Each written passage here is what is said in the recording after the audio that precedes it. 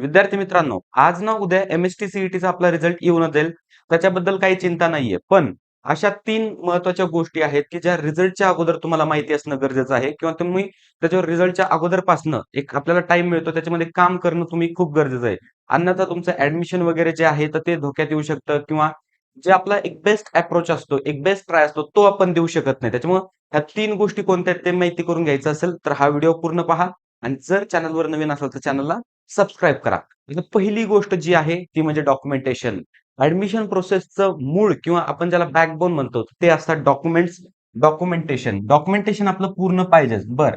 आता याच्यामध्ये कन्फ्युजन असं असतं की कोणत्या कॅटेगरीला कोणते डॉक्युमेंट्स लागतात.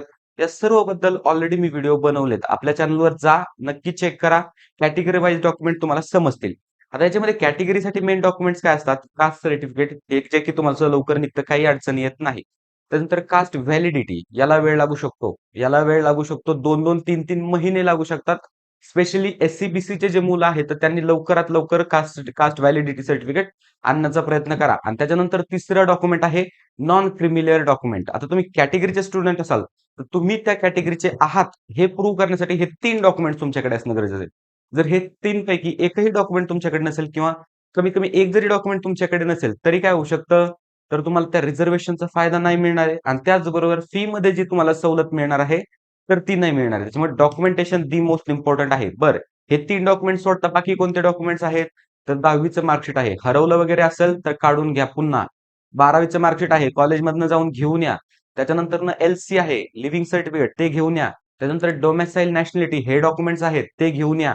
त्याच्यानंतर आपण जर पाहिलं तर बाकी मग जास्त स्पेशल कोणते डॉक्युमेंट्स लागत नाहीत. मग इन्कम सर्टिफिकेट वगैरे तुम्ही काढून ठेवा. मग हे काही डॉक्युमेंट्स आहेत जे मोस्ट इम्पोर्टंट आहेत. याच्याबद्दल तुम्हाला काही प्रॉब्लेम जर असेल तर हे माझे 2 कॉन्टॅक्ट नंबर आहेत. एनी टाईम कॉल करू शकता किंवा याच पद्धतीचा गाईडन्स आपण सध्या देतोय आपल्या पर्सनल काउन्सिलिंगच्या मुलांना. हे पहा आपण काउन्सिलिंग लॉन्च केली आहे 10 ते 12 दिवस झाले आणि खूप चांगला रिस्पॉन्स तुमच्याकडनं मिळतोय. मग आपल्या काउन्सिलिंग बद्दल थोडक्यात मी तुम्हाला सांगतो. 2 बॅचेस आहेत. प्रीमियम बॅच आहे आणि एक क्लासिक बॅच आहे. क्लासिक बॅचमध्ये काय करतो आम्ही? मुलांना लिस्ट प्रोव्हाईड करतो आणि पूर्ण प्रोसेसचा गाईडन्स प्रोव्हाईड करतो. आणि प्रीमियम बॅचमध्ये काय करतो, की तुमची पूर्ण ॲडमिशनची जबाबदारी ही आमची असते. डॉक्युमेंटेशन पासनं तर डायरेक्ट कॉलेजमध्ये जाईपर्यंत जेवढे काय मध्ये फॉर्म भरायचे तर रजिस्ट्रेशन असो, ऑप्शन फॉर्म असो, सर्व आम्ही करतो. मग त्याचे थोडेसे माफक चार्जेस आहेत.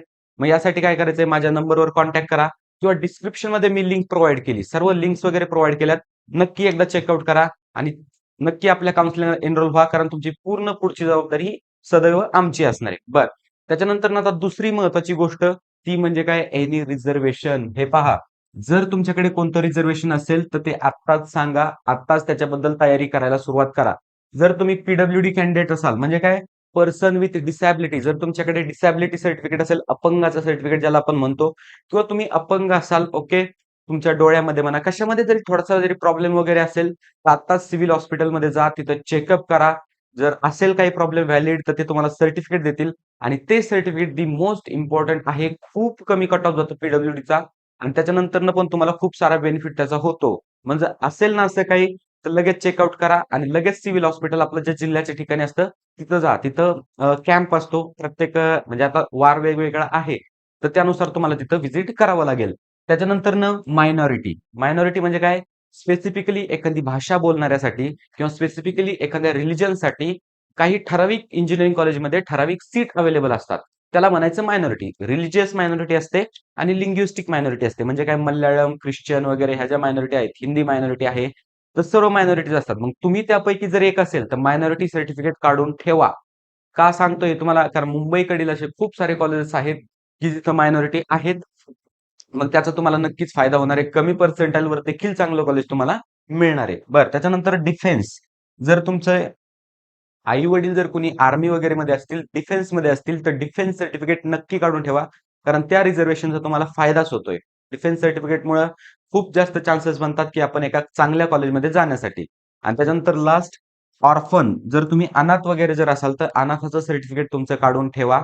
कारण ऑर्फन कॅन्डिडेटचा या तीनही पेक्षा सगळ्यात जास्त कमी कट ऑफ जर कुणाचा जात असेल, तर ऑर्फनचा जाऊ शकतो. जातोच प्रत्येक वर्षी. मग जर तुम्ही असाल, यापैकी कोणत्याही रिझर्व्हेशनमध्ये तुम्ही जर बसत असाल ना, तर ह्या रिझर्व्हेशनसाठी लागणारे जे क्लेम डॉक्युमेंट्स आहेत, तर ते आत्ताच रेडी करून ठेवा. खूप वेळ आहे, काही काळजी करायची नाही किंवा आपल्या पर्सनल काउन्सिलिंगमध्ये सुद्धा आपण ह्या सर्व गोष्टींबद्दल तुम्हाला गाईड करतोय.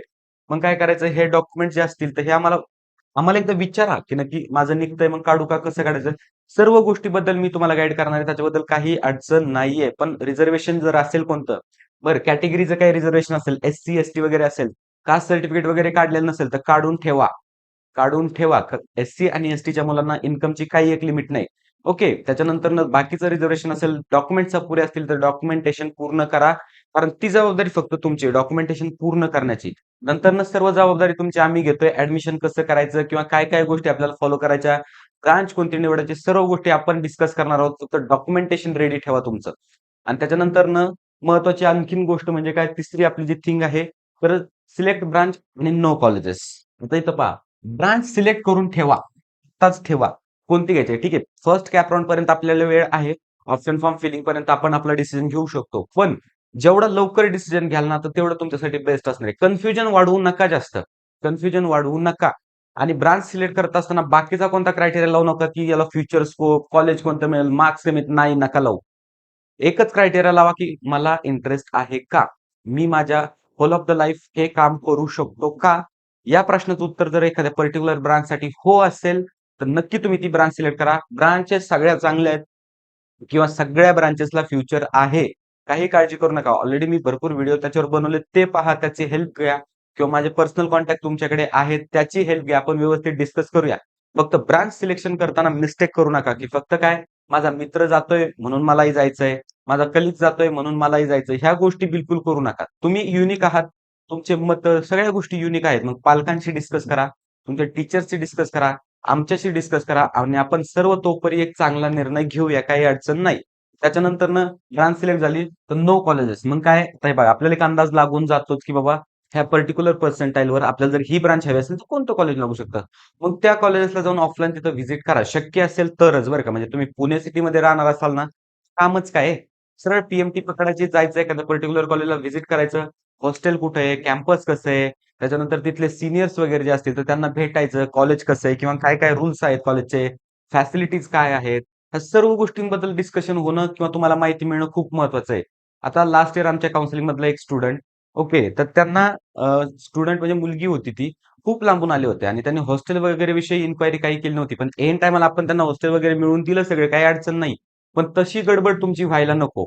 ओके, ते म्हणजे सामान वगैरे घेऊन आलते त्यांचं काय बॅग वगैरे सगळं आणि मग त्यांना हॉस्टेल मिळवण्यामध्ये प्रॉब्लेम येत होता. कारण कॉलेजचं हॉस्टेल ऑब्व्हियसली फुल झालेलं होतं. चौथ्या राउंडपर्यंत ते थांबले होते. कॉलेजचे हॉस्टेल फुल होऊन जातात.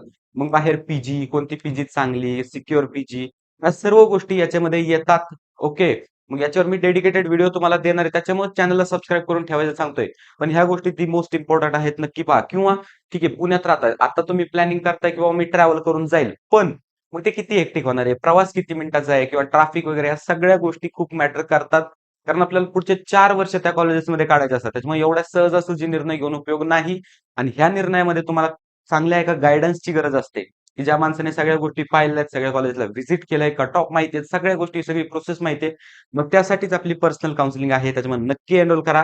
ह्या ज्या मी 3 गोष्टी तुम्हाला सांगितल्या, डॉक्युमेंटेशन सिरियसली घ्या. डॉक्युमेंट असतील तर काढून ठेवा. रिझर्व्हेशन जर तुम्ही कोणत्या पर्टिक्युलर रिझर्व्हेशनमधनं येत असाल, तर नक्की त्या रिझर्व्हेशनसाठी जे क्लेम डॉक्युमेंट्स आहेत, तर ते नक्की काढून ठेवा. आणि त्यानंतर तिसरी गोष्ट म्हणजे ब्रांच सिलेक्ट करून ठेवा. ब्रांच स्पेसिफिक सब्जेक्ट पाहायला लागा. सिलेबस पहा आणि त्याच्यानंतर महत्त्वाची गोष्ट म्हणजे काय, तर कॉलेजेसला व्हिजिट करा. जर तुम्हाला ऑफलाईन शक्य असेल, नसेल तर ऑनलाईन भरपूर कॉलेजचे व्हिडिओ किंवा माहितीचे व्हिडिओ आहेत. मी पण सुद्धा ते व्हिडिओ टाकण्याचा प्रयत्न करतोय जसा वेळ मिळेल तसा. हां, आता महत्त्वाची गोष्ट रिझल्टबद्दल बोलायचं राहिलं, तर सी सेल आपल्याकडनं खूप आपलं पेशन्स चेक करतंय. 10, 11, 12 3 दिवस झाले रिझल्ट काय डिक्लेअर केला नाही. पण चान्सेस आहेत आज रिझल्ट डिक्लेअर होऊ शकतो किंवा उद्याही होऊ शकतो. पण आपल्याला माहिती आहे आपला रिझल्ट काय येणार आहे. ओके, तुमचं जे पर्सेंटाइल तुमच्याकडे आहे प्रेडिक्टेबल की किती होऊ शकतंय. मग त्याच्याच आसपास तुमचा नक्कीच चांगला रिझल्ट आहे आणि महत्त्वाची गोष्ट तुमचे मार्क्स आणि तुमचं एक्स्पेक्टेड जे पर्सेंटाइल आहे, तर ते मला सांगायला विसरू नका. All the best.